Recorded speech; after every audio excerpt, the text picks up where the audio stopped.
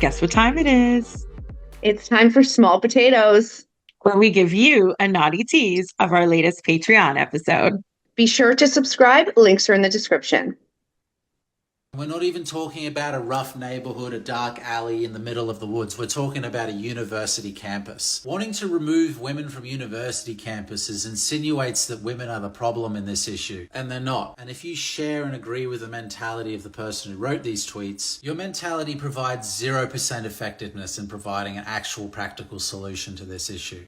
Well, I think that really highlights the toxic masculinity of let's remove women from the equation. And let's face it, there are bad men. And in this episode, we're talking about bad clients, but that's what a bad client is a bad man. And they exist in every social dynamic or economic dynamic. They are everywhere. And it's a difficult Yes. thing for women to navigate, especially in the sex industry. Yep. I find we spend so much focus by choice celebrating men on this podcast. And I think there's not enough of that in the world, especially in terms of media consumption, right? What's put out there, listen, negative shit gets more clicks than happy Yep. shit, right? And so that's why.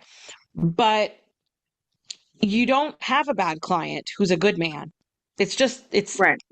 impossible, right? And so no matter what you do to screen, to tweak laws or, regulations, and this is why people fight for decriminalization instead of full criminalization, or sorry, instead of full legalities, because that wouldn't solve those problems either. People need to be able to make their own personal choices, especially sex workers, on how they operate their own business, which is involving their own bodies, right? It's very Mhm. much my body, my choice.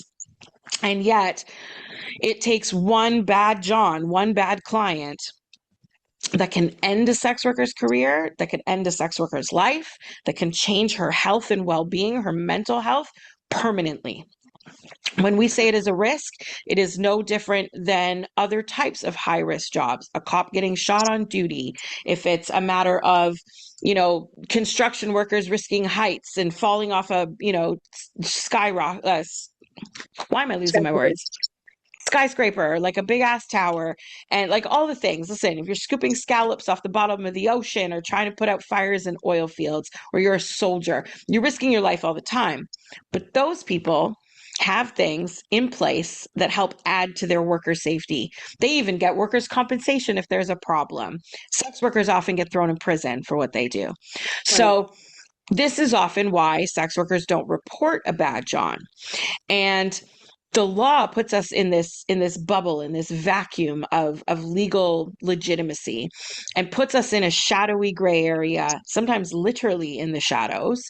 And often it's more risk to the worker to report a crime against her or him than it is for a client to ever be held accountable for his bad behaviors should he harm someone, take advantage, abuse somebody, etc.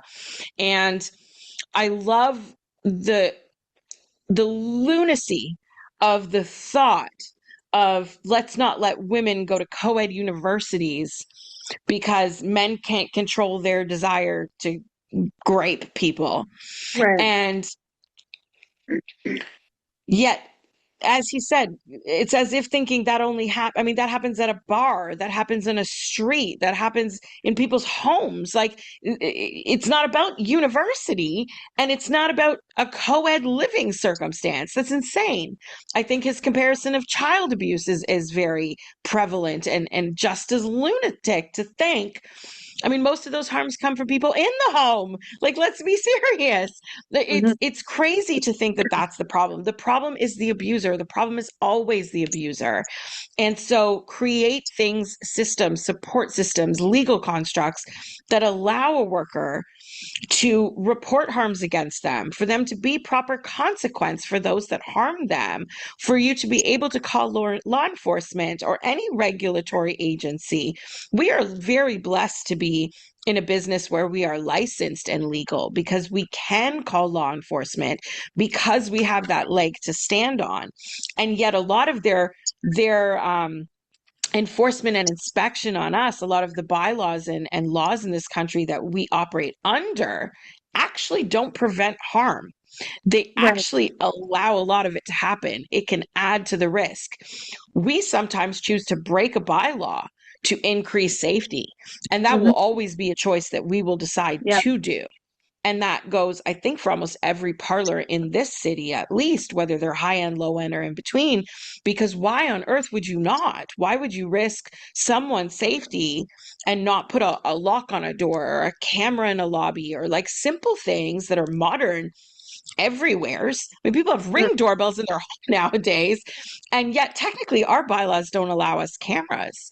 And Mhm. they're not in the rooms. I will state that. The private areas are the private areas, but the public areas, I mean, what convenience store doesn't have cameras, security like Mhm. systems, and so on? And I mean, gas station, like you name an empty unmanned laundromat has security procedures, and yet our bylaws and laws don't allow us for that. We just choose to do security things anyway, safety things anyway. But to reduce men that would try to do harm in a parlor means addressing the bad men altogether, Mhm. because they weren't just bad when they walked in the door, and they didn't just become bad that day. They are already bad out in the world. And like you said, women already have those risks everywhere. Then put them into a scenario like this. Imagine if someone just said, oh, well, let's just get rid of the hookers, and then hookers wouldn't be Mhm. unalived and not Mhm. reported. Well, What? I think there's this element for men and the bad men that do use or utilize sex workers is that there's an entitlement of I'm paying for this, so I'm entitled to do A, B, and C. And that is not the case. There is respect and communication and rules depending on where you're going. But I think they target them as easy victims, as I can Yeah, pay my price and I can do what I want. And I think there is this they rely on the thought that they will not call the police. And we can't speak for the world or every establishment, but I can say at Muse many times when things have come up over the last 15 years, usually it's dealing with our manager that the question will be asked, what should I do? And I almost say it baffled, like, call the police. Like, right, of course, we're going to call the police. But I think even from our own staff, there is a thought of, should I do that? Shouldn't I?